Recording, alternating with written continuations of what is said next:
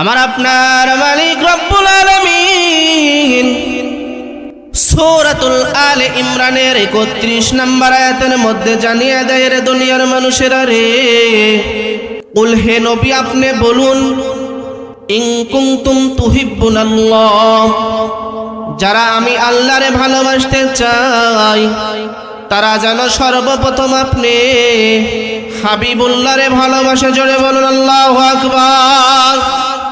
ও নবীজি, যারা আপনি হাবিবরে ভালোবাসলো, আমি আল্লাহ কথা দিয়ে জানিয়ে দিলাম আমি আল্লাহ ওই ব্যক্তিরে ভালোবাসবো। শুধু আমি আল্লাহ ভালোবেসে ক্ষান্ত হব না, ওয়াগফিরু লাকুম যুনুবাকুম, তার জীবনের যত গুনাহ আছে আমি আল্লাহ রব্বুল আলামিন ওই বান্দার প্রতি খুশি হয়ে গিয়ে বান্দার জীবনের তামাম গুনাহ আমি আল্লাহ মাফ করে দিব। এ বাবারা, ভাইজানেরা, নবী পাকের উম্মতিরা, কোন নবীর কথা বলি রে বাবা, যেই নবীর বিষয় নিয়ে আমার আল্লাহ কোরআনুল কারীমের মধ্যে ঘোষণা দিয়ে জানিয়ে দেয় আমি আমার হাবিবরে গোটা পৃথিবীর জন্য রহমত হিসাবে প্রেরণ করেছি।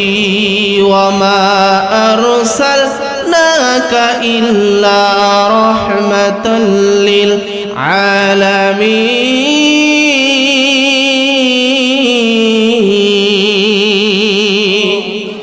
এরে দুনিয়ার মানুষ, আমি আমার নবীরে শুধু একটা জাতির জন্য নয়, একটা কওমের জন্য নয়, একটা গোত্রের জন্য নয়, শুধু গাছের জন্য মাছের জন্য নয়, আমি আমার হাবিবরে গোটা পৃথিবীর জন্য রহমাতাল লিল আলামিন হিসাবে প্রেরণ করেছি। ওগো হাবিব, আপনি গোটা পৃথিবীর মানুষকে জানিয়ে দেন, পৃথিবীতে যতদূর পর্যন্ত, শুধু পৃথিবী নাই, পৃথিবী ছাড়া যত আমার সৃষ্টি আছে রে, যত জায়গায় আমি আল্লাহ রব্বুল আলামিন, ততদূর পর্যন্ত আপনি হলেন রহমাতুল লিল আলামিন। রহমাতুল লিল আলামিন নবী, রহমাতুল লিল আলামিন নবী, কুরআনে প্রমাণ। আশিক বিনে কে বুঝিবে আমার মায়ার নবীর শান, উম্মত বিনে কে বুঝিবে আমার দয়াল নবীর শান। নবী আমার মদিনারি বুলবুল,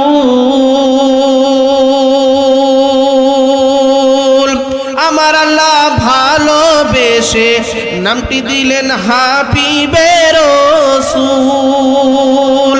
ওই নবীকে ভুল বুঝিলে, ওই নবীরে না মানিলে থাকবে না ঈমান। আশিক বিনে কে বুঝিবে আমার মায়ার নবীর শান, উম্মত বিনে কে বুঝিবে আমার মায়ার নবীর শান। এরে আমার বাবাজি, আমার আল্লাহ রাব্বুল আলামিন গোটা পৃথিবীর মানুষে জানিয়ে দেয়, যারা আমার হাবিবরে ভালোবাসবে যুগে যুগে হবে আবু বকর, যারা আমার হাবিবরে ভালোবাসবে যুগে যুগে হবে ওমর। আমার হাবিবরে যারা ভালোবেসেছে কারো নাম হয়েছে উসমান, কারো নাম হয়েছে আলী। আরে বন্ধুরা, আমার নবীর হযরতে আবু বকর কেমন ভালোবাসতো, ছোট্ট একটি ঘটনা যদি আপনাদের মাঝে বলি তাইলে বুঝতে পারবেন। আমার আপনার নবী একদিন আবু বকরকে ডেকে ডেকে বলে, রে আবু বকর, আমার নিজের দলের লোকেরাই, আমার নিজের জাতিরাই, আমার নিজের আপনজনেরা আমার উপরে যেই রকম নির্যাতন শুরু করে দিয়েছে রে, আমি আর হয়তো বেশি দিন মক্কায় থাকতে পারবো না। কবে যেন আল্লাহর হুকুম আসে রে, হাবিব আপনি এখনই মক্কা ত্যাগ করে মদিনাতে হিজরত করেন, আর আমার হিজরতের রাতের সাথী অন্য কেউ হবে না রে আবু বকর। আমার হিজরতের রাতের সাথী যে হবে তার নাম হলো আবু বকর। আবু বকর কথাটা শোনা মাত্রই দৌড়াতে দৌড়াতে বাড়িতে চলে গেল। একদিন, দুদিন, 3 দিন, 4 দিন চলে যায়। বেশ কিছুদিন যাবত পরে আবু বকরের দরজায় গিয়ে আমার হাবিব একটা টোকা মেরে দেয়। এরে আবু বকর। আবু বকরের সাথে সাথে দরজা খুলে দিয়ে বলে, লাব্বাইক ইয়া রাসূলুল্লাহ, জোরে কোন মারহাবা। আল্লাহর হাবিব দু চোখের পানি ছেড়ে দিয়ে বলেন, আবু বকর রে, মাত্র একটা টোকা দিলাম, একটা মাত্র ডাক দিলাম, সাথে সাথে দরজাটা খুলে দিলে রে আবু বকর। কে আবু বকর, তুমি কি ঘুমাও না? আবু বকর ডাক দিয়ে বলেন, ইয়া রাসূলুল্লাহ, হুকুমার হাবিবুল্লাহ, আপনি না একদিন বলেছিলেন রে আবু বকর, আমার নিজের লোকেরাই যেরকম আমার উপরে নির্যাতন শুরু করে দিয়েছে, কখন যেন আল্লাহর তরফ থেকে হুকুম এসে যায়, হাবিব আপনি এখনই মক্কা ছেড়ে মদিনাতে হিজরত করেন, আর আমার হিজরতের রাতের সাথী অন্য কেউ হবে না রে আবু বকর। আমার হিজরতের রাতের সাথী যে ব্যক্তি হবে তার নাম হবে আবু বকর। আল্লাহর কসম করে বলি হুজুর, সেই দিন থেকে আমি আবু বকর বাড়িতে আসার পরে প্রত্যেকটা দিন আমার প্রয়োজনীয় জিনিস নিয়ে দরজার পাশে দাঁড়িয়ে দাঁড়িয়ে আপনি হাবিবের জন্য অপেক্ষা করি। হুজুর, আমি আবু বকর শুধু অপেক্ষা করি তাই নয়, তাকিয়ে দেখুন আমার ছোট্ট একটি মেয়ে, নাম তার হলো আসমা। আসমা প্রতিদিন খাবার বানিয়ে বানিয়ে আপনার জন্য অপেক্ষা করে, কবে যেন আমার হাবিব আসবে আর আমার আব্বারে ডাক দিবে। আমার আব্বারে ডাক দেওয়ার সাথে সাথে হিজরতের জন্য রওনা দিবে। কাফেরেরা দাওয়া করতে থাকবে।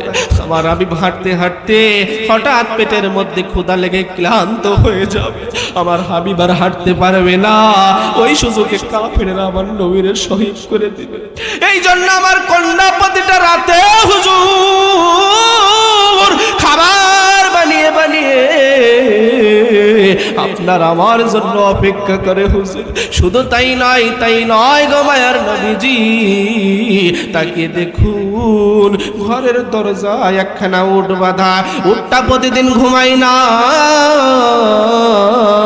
আপনি হাবিবের মোহাব্বতে দু চোখের পানি ফেলে কান্না করে আর যেন বলে, কবে আমার হাবিব আসবে,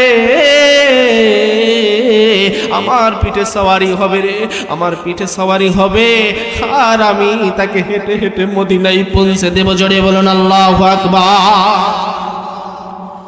আল্লাহ রাসূল দু চোখের পানি ফেলে দিয়ে কাঁদে আর বলেন, আবু বকর, এত পরিমাণ আমারে তুমি ভালোবাসো রে আবু বকর। রে আবু বকর, যাও যাও রে আবু বকর, আজকে থেকে আমি হুকুম দিয়ে দিলাম, ঘোষণা দিয়ে দিলাম। রে আবু বকর, আমি ঘোষণা দিয়ে দিলাম রে আবু বকর, আমি ঘোষণা দিয়ে দিলাম, আমি যখন জান্নাতে যাব, জান্নাতের যেই ব্যক্তি আমার সাথী হবে তার নাম হবে আবু বকর। এরে বাবারা, ভাইজানেরা আমার, নবীরে ভালোবাসার কারণে আবু বকর কত বড় মর্যাদা পেয়ে গেল। আমার নবী আরো ঘোষণা দিয়ে বলে, আবু বকর রে, তামাম পৃথিবীর মানুষের আমল যদি এক পাল্লাতে রাখা হয়, আর তুমি আবু বকরের যদি হিজরতের রাতের আমল যদি এক পাল্লায় রাখা হয়, প্রত্যেক মানুষের আমলের থেকে তুমি আবু বকরের এক রাতের আমলটা ভারী হয়ে যাবে। কিছুদিন পরে মদিনায় খবর উঠল, নবী নাই। মদিনাবাসীরা, নবী নাই, নবী নাই রে, নবী নাই। কেন নবী নাই? নবী কোথায় গেল? মদিনার মানুষ কেমন যেন খাবার ভুলে গেছে। কোনো মানুষ খাবারে মুখ লাগায় না। কোনো মানুষের 3 দিন যাবত চুলার মধ্যে কোনো আগুন পর্যন্ত জ্বলে না রে বাবা। হযরতে আবু বকর, হযরতে ওমর, হযরতে উসমান বের হয়ে গেলেন নবীকে খোঁজার জন্য। খুঁজতে খুঁজতে খুঁজতে খুঁজতে কঠিন মরুভূমির মধ্যে একটা রাখালের সাথে দেখা। কে রে রাখাল, তুমি কি আমার নবীরে দেখেছো? তুমি কি আমার নবীরে দেখেছো? রাখাল তো চোখের পানি ছেড়ে দিয়ে বলে, এ ভাই, তোমাদের নবীকে নবী তো আমি চিনি না, কিন্তু আজকে 3টা দিন যাবত ওই যে জাবালে সাদা পাহাড় দেখা যায়, পাহাড়ের মাঝখানে সেজদারত অবস্থায় একটা ব্যক্তি কি যেন বলে রে, আর দু চোখের পানি ফেলে আর কান্না করে। আমাদের উটদুম্বা গুলো ওই লোকটার মুখের দিকে শুধু তাকিয়ে থাকে। কোন উটদুম্বা খাবার খাই না, পানিতে পর্যন্ত মুখ লাগাই না। এরে ভাই যাও, এখনই লোকটারে ওখান থেকে ধরে কোথাও দূরে নিয়ে যাও। যদি ওই ব্যক্তি আর কয়টা দিন এই পাহাড়ের মধ্যে এইভাবে থাকে, আমাদের উটদুম্বা গুলো না খাওয়া অবস্থায় এখানেই হয়তো মারা যাবে রে। আবু বকর একটা চিৎকার মেরে দিয়ে বলেন, এটা আর কেউ নয় রে, এটা আমার মায়ের নবীজি। সাহাবীরা দৌড়াতে দৌড়াতে পাহাড়ের মাঝখানে গিয়ে দাঁড়া হয়ে গেল। কোথাও নবী নাই রে, কোথাও নবী নাই। এরে কোথায় নবী রে? নবী রে তো কোথাও দেখা যায় না। হঠাৎ করে ওমর ডাক দিয়ে বলেন, এরে আবু বকর, ওই যে দেখো সেজদারত অবস্থায় কোথা থেকে যেন কান্নার আওয়াজ ভেসে আসে। আবু বকর দৌড়াতে দৌড়াতে যায়, যাওয়ার পরে আমার নবীর মুখে কান লাগাই। আমার নবী যেন কাঁদে আর বলেন, আল্লাহ, আমার উম্মত বড় গুনাহগার। ও আল্লাহ, আমার উম্মত বড় গুনাহগার, আমার উম্মত বড় বদকার। আল্লাহ, তুমি আমার উম্মতের জীবনের গুনাহগুলো মাফ করে দাও। আবু বকর পাশে গিয়ে বলেন, ইয়া রাসূলুল্লাহ, ওগো মায়ার হাবিবাল্লাহ, আজকে 3টা দিন যাবত আপনারে মদিনায় দেখি না। আপনার বিরহে মদিনার কোন চুলাতে পর্যন্ত আগুন জ্বলে না। ওগো নবীজি, চলুন না মদিনাতে ফিরে যাই। নবী আমার তবু মাথা তোলে না। আবু বকর কাঁদে আর বলেন, ইয়া রাসূলুল্লাহ, আপনিই না বলেছিলেন তাম পৃথিবীর মানুষের আমল যদি এক পাল্লাই দেওয়া হয়, আমি আবু বকরের আমল যদি এক পাল্লাই দেওয়া হয়, প্রত্যেক মানুষের আমলের থেকে আমার আবু বকরের আমলের পাল্লাটা ভারী হয়ে যাবে। ইয়া রাসূলুল্লাহ, জান, আজকে আমার আমলগুলো আপনার গুনাহগার উম্মতের জন্য দান করে দিলাম।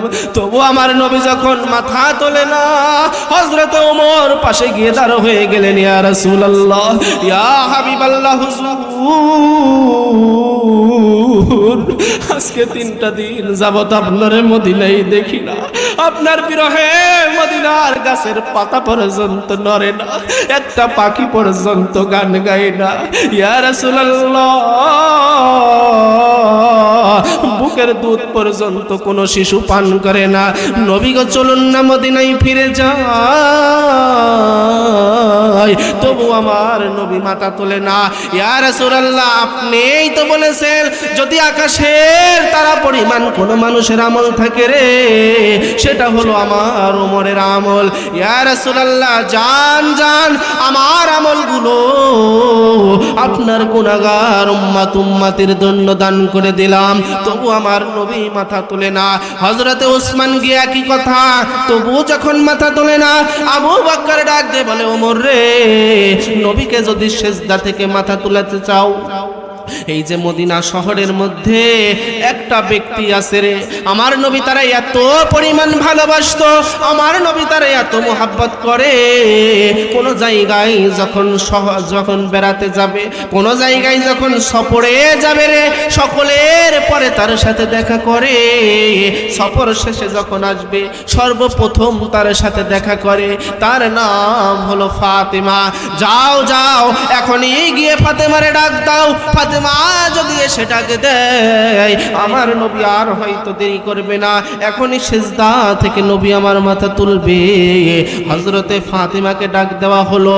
হযরতে ফাতেমা কাঁদতে কাঁদতে এসে বাবার কাছে বলেন, ইয়া রাসূলুল্লাহ, ওগো মায়ার হাবিবাল্লাহ, আপনিই না বলেছেন ছোটবেলায় আপনার আব্বা মা মারা গিয়েছে, আমি ফাতেমা হলাম আপনার মা। আজকে 3টা দিন যাবত আপনার মারে রেখে কেমন করে আপনি এখানে সিজদারত অবস্থায় আছেন? আপনিই না ছোটবেলায় কেঁদে কেঁদে বলছেন যখন মরুভূমির মধ্যে খেলা করতে গিয়েছেন, প্রত্যেক সন্তানের বাবা এসে সে ডাক দেয়, এরে আব্দুর রহিম। আব্দুর রহিমের আব্বা ডাক দেওয়ার সাথে সাথে আব্দুর রহিম ছুটে ছুটে ছুটে ছুটে তার আব্বার কাছে আসে। আব্বা তারে কোলে নেয়, এ গালে ও গালে চুমা খায়, চুমা খেতে খেতে তার বাড়িতে নিয়ে যায়। আপনি নবী খালি কান্না করেন, আমার নবী খালি কান্না করে আর বলে, রে আমার আব্বা কি আসবে না? আজকে কি আমার আব্বাই আসবে না রে? একটা বারের জন্য আমারে কি ডাক দিবে না? একটা বারের জন্য কি আমার একটা চুমা দিবে না? একটা বারের জন্য কি আমার একটু কোলে নিবে না? আর একটু পরে আর এক সাথে আব্বা আসে, এসে ডাক দেয়, রে আব্দুর রহমান। আব্দুর রহমান ছুটে ছুটে চলে আসে। আব্দুর রহমান রে তার আব্বা কোলে নেয়, কোলে নিয়ে বাড়িতে চলে যায়। আমার মায়ের নবী শুধু কাঁদে কাঁদে আর বলেন, রে আমার আব্বা কি আসবে না? আমার আব্বা আব্দুল্লাহ এসে একটা বারের জন্য কি আমারে ডাক দিবে না? হে বাবা মুহাম্মদ, হায় আয় ছুটে ছুটে আমার বুকে। আমি দৌড়াতে দৌড়াতে আমার আব্বার কাছে যাব, দৌড়াতে দৌড়াতে আমার আব্বার কোলে উঠবো, আমার আব্বার একটা চুমা খাবো। বেলা গড়িয়ে সন্ধ্যা হয়ে যায়, তবু নবীর আব্বা আসে না। সঙ্গে সঙ্গে মা আমিনা কান্না শুরু করে দিল, রে রে মদিনাবাসী, তোরা কি আমার নবীরে দেখেছিস? আমার নবীর আব্বা নাই, আমার মুহাম্মাদের আব্বা নাই রে। রে মদিনাবাসীরা রে, তোরা কি আমার নবীরে কোথাও দেখেছিস নাকি? মা আমিনা খুঁজতে খুঁজতে খুঁজতে খুঁজতে মরুর প্রান্তরে চলে গেল, কোথাও কে নবী দেখা যায় না। হঠাৎ করে কান্নার আওয়াজ ভেসে আসে, কান্না করে আর আমার নবী বলে, আব্বা যদি আজকে আপনি না আসেন, আমি মুহাম্মদ সাল্লাল্লাহু আলাইহি ওয়াসাল্লামের বাড়িতে যাব না। হে আব্বা, আপনি যদি না আসেন আমি আর বাড়িতে যাব না রে আব্বা। খেলার শেষে প্রত্যেকেরই আব্বা আসলো, নাম ধরে ধরে প্রত্যেকের ডাক দিল, কেন আমার আব্বা কেন আসলো না? একটা বার আমারে মুহাম্মদ বলে ডাক দিল না। মা আমিনা ছুটতে ছুটতে যায়, রে বাবা সন্ধ্যা গড়িয়ে রাত হয়ে গেল, সমস্ত সাথীরা বাড়ি চলে যায়, তুমি কেন বাড়িতে যাও না রে আব্বু? আমার নবী কাঁদে আর বলে, মা সন্ধ্যা হয়ে যায় রে মা। প্রত্যেকেরই আব্বা এসে ডাকে দেয়, সকলেই ছুটে ছুটে আব্বার কাছে চলে যায়। আমার আব্বা কেন আসলো না? একটা বারের জন্য আমারে মুহাম্মদ বলে ডাক দিল না।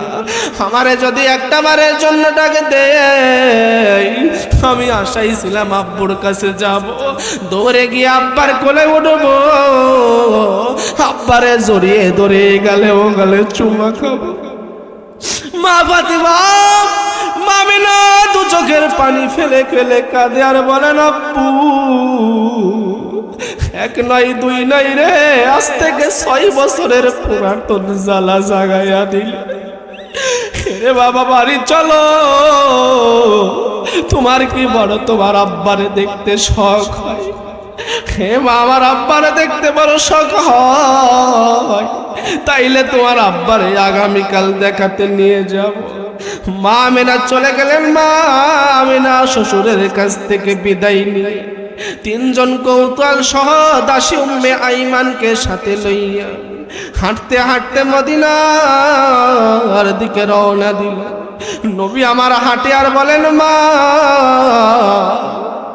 আমার আব্বারে কেমন দেখা যায়। যখন আমার আব্বারে আমি দেখব, দৌড়াতে দৌড়াতে আব্বার কোলে গিয়ে উঠব, আব্বার কপালের মধ্যে চুমা খাবো রে মা। আমার আব্বার কোল থেকে কিন্তু সহজে নামবো না। মা মেনা বারবার চোখের পানি মোছে আর কান্না করে আর বলেন, বাবা আগে চলো না যাই, ছুটে যাই। নবীর আব্বার কবর দেখার জন্য ছুটে ছুটে যাই। মদিনা যখন পেয়ে যাবে, মা মেনা দূর থেকে দেখাই, বাবা ওই যে দূরে একটা কবর দেখা যায়, ওই কবরের মধ্যে আছে এক নয় দুই নয় রে বাবা, 6টা বছর আগে তোমার আব্বার এখানে দাফন দিয়েছি, ওইখানে তোমার আব্বু আছে রে। যাও তোমার আব্বার কাছে ছুটে যাও। নবী আমার মনের মধ্যে কি এমন আবেগ লইয়া ছুটতে ছুটতে চলে গেল আব্বার কবরের পাশে। রে আব্বা, তাই তো বলি রে, গতকাল যখন আমি বাবা বাবা বলে কাঁদলাম, প্রত্যেকেরই বাবা এসে নাম ধরে ডাকে দেয়, রে বাবা আব্দুর রহমান। আব্দুর রহমান তার আব্বার কাছে চলে যায়, আব্বা তারে জড়িয়ে ধরে আদর করতে করতে বাড়িতে চলে যায়। আব্দুর রহিমের আব্বা এসে ডাক দেয়, রে আব্দুর রহিম। আব্দুর রহিমের আব্বা তারে কোলে নিয়ে বাড়িতে চলে যায়। আমি অপেক্ষা করি কখন আমার আব্বা আসবে, একটা বারের জন্য আমারে মুহাম্মদ বলে ডাক দিবে। আর আমি দৌড়াতে দৌড়াতে গিয়ে আমার আব্বার গলাটা জড়িয়ে ধরব। আজকে আমি বুঝলাম আমার আব্বাই আসলে তো আমার হাবিব যেন আর আব্বা বলে ডাক না দেয়। আমার হাবিব যদি এখন আর একটা বার আব্বা বলে ডাক দেয় রে, কেমন জানো আমি আল্লাহর কর্তব্য হয়ে যাই। এখনই কবরটা ভেঙে আব্দুল্লাহ রে কবর থেকে জিন্দা করে দেওয়া। নারে তাকবীর। ইয়া রাসূলুল্লাহ, ইয়া হাবিবাল্লাহ, ইয়া রাসূলুল্লাহ, জোরে ইয়া রাসূলুল্লাহ। পাই যদি নবী গো আপনারি দিদার,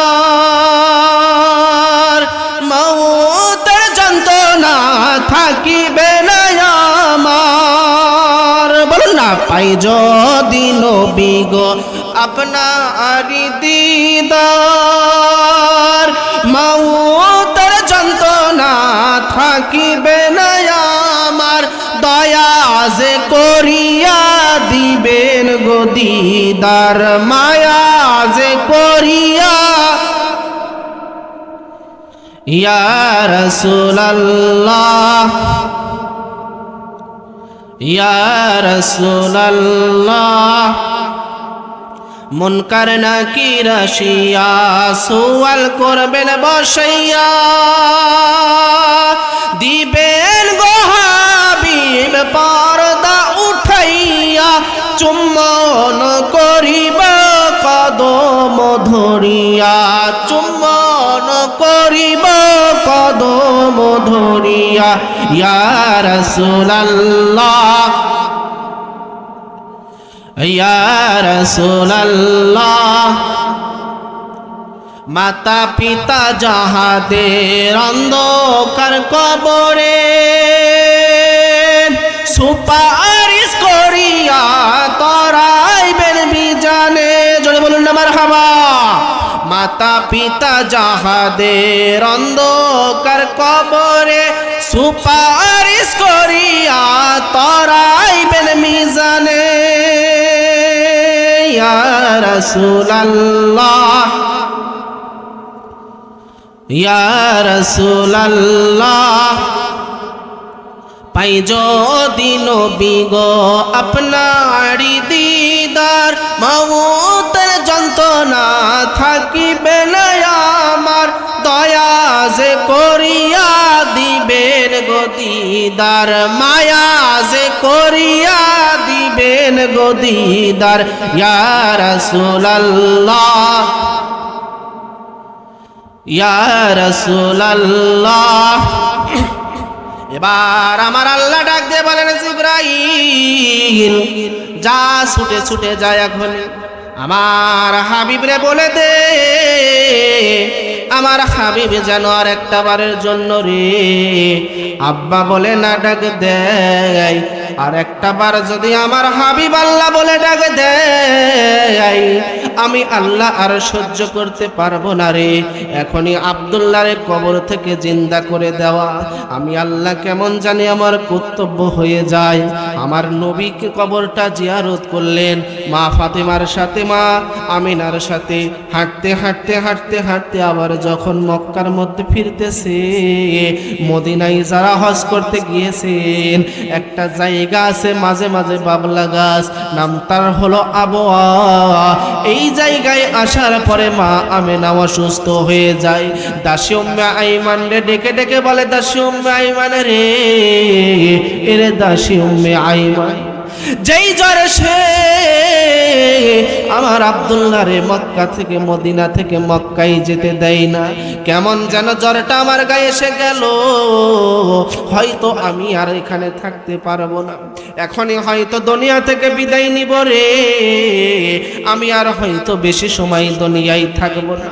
এরে উম্মে আইমান তুই আমার বোনের মতো লাগিস রে এখনই যা তোকে আমি বলে দিলাম রে বোন আমি যখন মারা যাব আমার কলিজার টুকরারে তুই দেখে রাখিস আমার সন্তানের আব্বা নাই আমি আমিনাও যদি দুনিয়াতে না থাকি রে আমার সন্তান কেমন যেন দুনিয়ার মধ্যে এতিম হয়ে যাবে রে। এইভাবে আস্তে আস্তে মা আমিনা বড্ড অসুস্থ হয়ে যায় সন্তানরে ডেকে ডেকে বলে আব্বু হাসো আমার কাছে আসো শিশু নবীরে বুকের সাথে লাগাইয়া মা আমিনা বারবার চুমা খায় আর মনে মনে বলেন আল্লাহ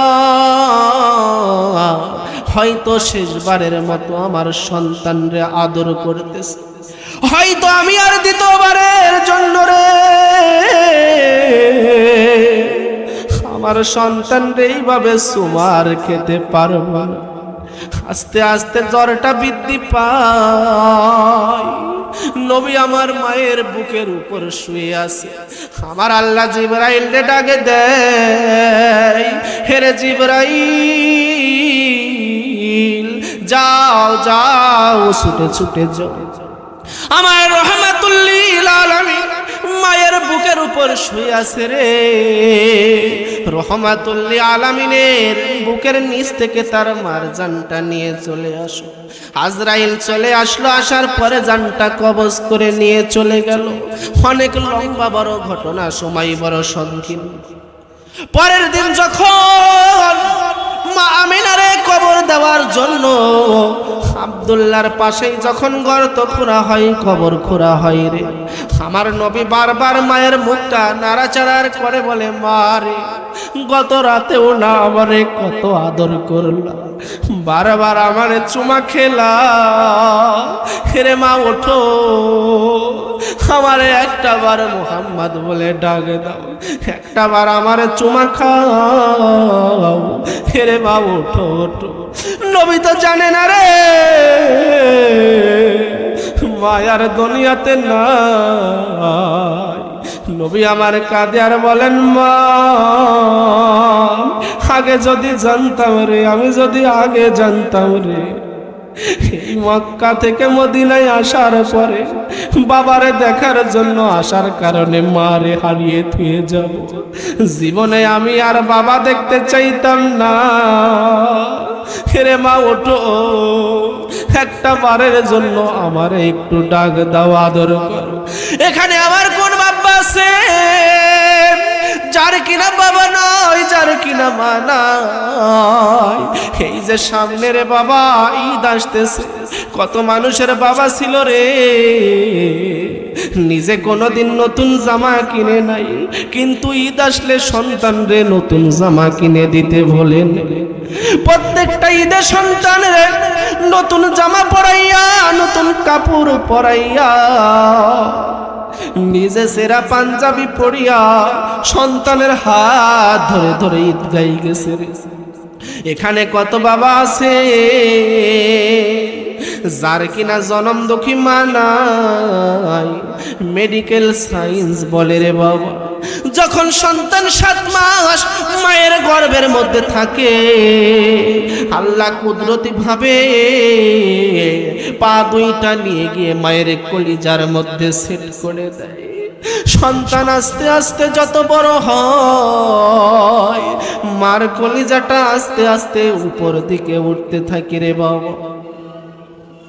জনম দুঃখী মা খাবার খাইতে গেলে সন্তানের লাথি কলিজার মধ্যে লাগে।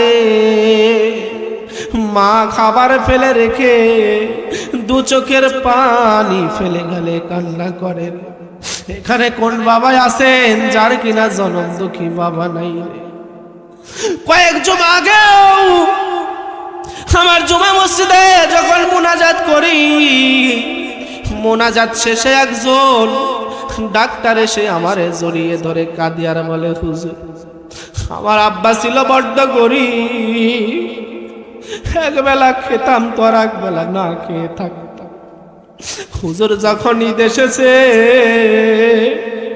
আব্বারে দেখছি সিরা পাঞ্জাবি পড়েছে, কোনদিন আমাদের নতুন পাঞ্জাবি কিনে নতুন জামা কিনে দিতে ভোলে নাই। হুজুর আমার মারে দেখেছি সেরা শাড়ি পরে কতদিন পার করে দিয়েছে রে।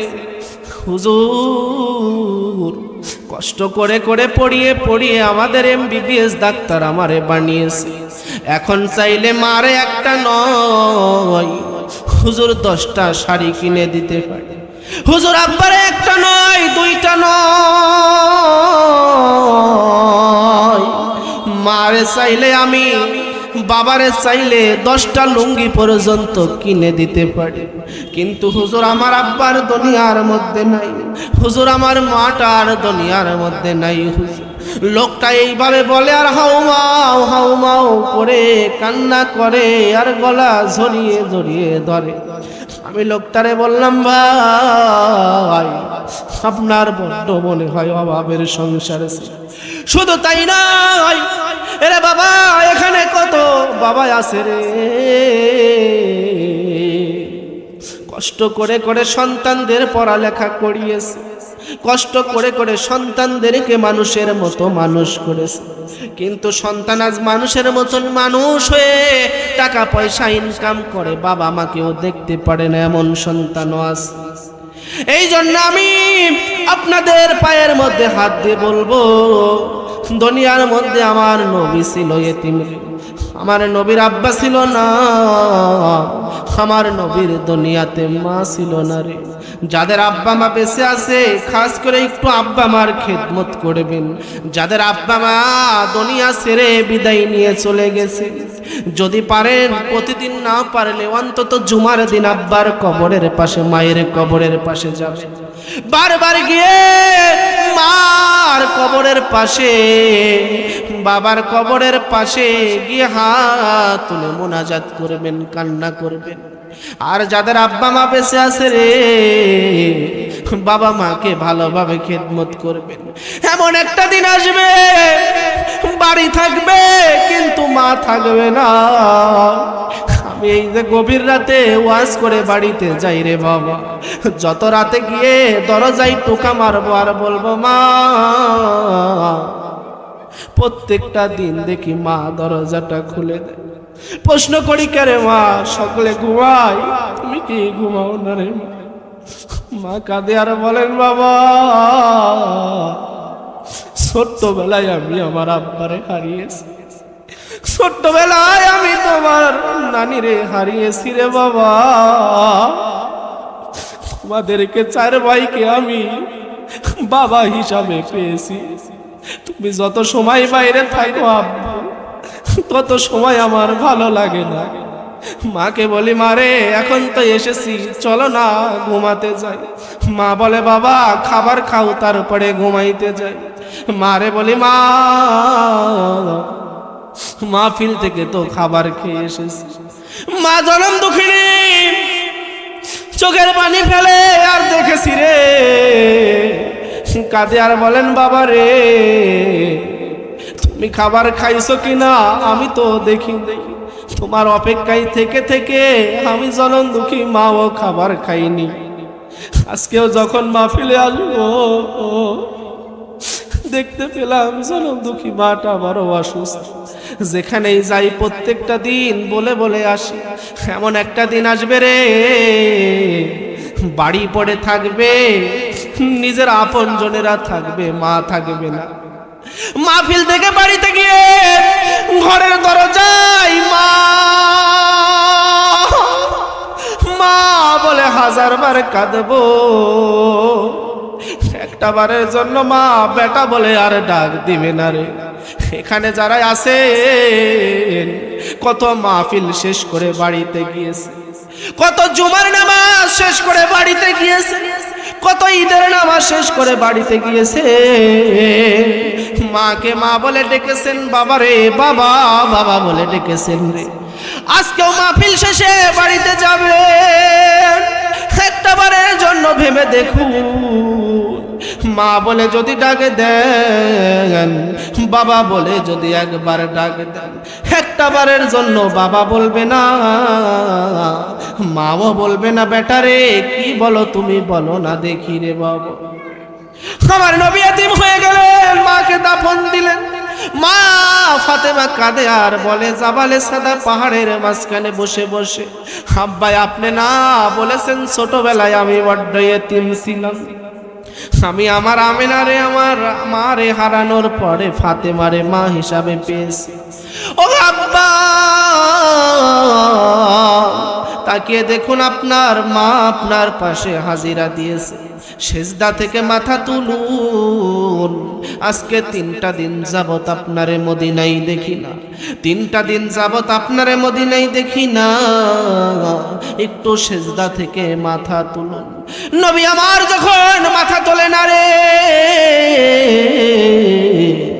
মা ফাতেমা পাশেই সেজদায় পড়ে গিয়ে বলেন আল্লাহ তোমার হাবিব যত বেলা সেজদা থেকে মাথা না তুলবে তত বেলায় আমি মাথা তুলব না রে। ও আল্লাহ জান জান আমার জীবনের যত আমল আছে রে আপনার নবীর গুনাহগার উম্মতের জন্য আমি দান করে দিলাম। নবী তবু আমার মাথা তোলে না। মা ফাতেমা সেজদারত অবস্থায় আমার আল্লাহরে ডাক দিয়ে বলেন আল্লাহ ও আল্লাহ জান আমাকে আপনি কলিজার টুকরা 2টা সন্তান দিয়েছেন, নাম হলো ইমাম হাসান ইমাম হোসেন। আপনার নবীর গুনাহগার উম্মতের জন্য আমার কলিজার টুকরা 2টা সন্তান রে আমি কুরবান করে দিলাম। নারে তাকবীর। আমার আল্লাহ ডাক দিয়ে বলেন জিবরাইল যাও যাও ছুটে ছুটে যাও, এখনই আমার হাবিবরে ডাক দিয়ে বলো আমার হাবিবের গুনাহগার উম্মতের জীবনের গুনাহ আমি তার নাতির জীবনের বিনিময়ে মাফ করে দিলাম। দয়ালো নবী ধ্যানের ছবি আর আসবে না দুনিয়ায়, বলুন না দয়ালো নবী ধ্যানের ছবি আর আসবে না। আহাতে 60 সাল জিন্দেগি কাঁদলেন বলে উম্মতি, 63 সাল জিন্দেগি কাঁদিলেন বলে উম্মতি, এখনো কাঁদেন নবী মদিনাতে আমার দয়ালো নবী প্রেমের ছবি আর আসবে না। বলুন দয়ালো নবী ধ্যানের ছবি আর আসবে না জগতে আমার দয়ালো নবী ধ্যানের ছবি আর আসবে না। সেই নবীকে ভালোবাসার দরকার আছে কি নাই? কম না বেশি? নবীরা যে ভালোবাসবে, নবীর কথা যেই ব্যক্তি শুনবে আল্লাহ রাব্বুল আলামিন তার দামটা বড্ড বাড়িয়ে দিবে। জোরে বলুন আল্লাহু আকবার। নবী আমার হযরত আলী রাদিয়াল্লাহু তাআলা আনহুকে নিয়ে একদিন মদিনা শহর দিয়ে হেঁটে হেঁটে যায়। ডাক দিয়ে কিছু সময় পরে নবী আমার থেমে গেলেন। হযরতে আলী ডাক দিয়ে বলেন, ইয়া রাসূলুল্লাহ, হঠাৎ করে হাঁটতে হাঁটতে থেমে গেলেন, কারণটা কি? হযরতে আলী যখন প্রশ্ন করেন, আমার হাবিব ডাক দিয়ে বলেন, আলী রে, কথা বলো না, আল্লাহর তরফ থেকে আমার উপর ওহী নাজিল হচ্ছে। জোরে বলুন না সুবহানাল্লাহ। আলী কথা বলো না, এই মুহূর্তে আমার প্রতি ওহী নাজিল হচ্ছে। হযরত আলী চুপ করে গেলেন। আল্লাহ রাসূল কিছু সময় পরে ডাক দিয়ে বলেন, আলী রে, তোমার কাঁধে যে তীর বল্লম দেখতে পাই, এখান থেকে একটা তীর নাও, ধনুকে লাগাও। সর্বপ্রথম তুমি ওই তীরটা নিয়ে তোমার ডান দিকে ছুঁড়ে দাও। জোরে বলেন আল্লাহু আকবার। হযরত আলী কোন রকম প্রশ্ন করলেন না, কোন রকম কথা বললেন না। আমরা যদি হতাম, হুজুর একটা কথা বললে আগে প্রশ্ন করতাম, এটা করব কেন, কি তাই নয়? আল্লাহর হাবিবের কাছে কোন রকম প্রশ্ন না করে প্রথম তীরটা ডান দিকে ছুঁড়ে দিলেন। কিছু সময় পরে আবার আল্লাহ রাসূল ডাক দিয়ে বলেন, আলী রে, তোমার কাঁধে যে তীর বল্লম দেখতে পাই, এখান থেকে আরেকটা তীর নিয়ে তোমার বাম দিকে ছুঁড়ে দাও। হযরত আলী কোন রকম প্রশ্ন করলেন না, একটা তীর লাগিয়ে সাথে সাথে বাম দিকে ছুঁড়ে দিলেন। আল্লাহর রাসূল আবার ডাক দিয়ে বলেন, আলী রে, আরেকটা তীর নাও, সামনের দিকে সরো। কোন রকম প্রশ্ন ছাড়া সামনের দিকে ছুঁড়ে দিলেন। এরে আলী, আরেকটা তীর হাতে নাও। হযরত মাওলা আলী আরেকটা তীর হাতে নিলেন, নেওয়ার পরে বাম দিকে ছুঁড়ে দিলেন। আল্লাহর রাসূল এবার প্রশ্ন করেন, আলী রে, এই যে চতুর্দিকে তীর ছুড়লা, জানো কি এটা কি হলো? হযরতে আলী ডাক দিয়ে বলেন, নবীজি, আল্লাহ ওয়া রাসূলু আলামু, আল্লাহ এবং আল্লাহর রাসূলই ভালো জানে এটা কি হলো। জোরে বলুন আল্লাহু আকবার।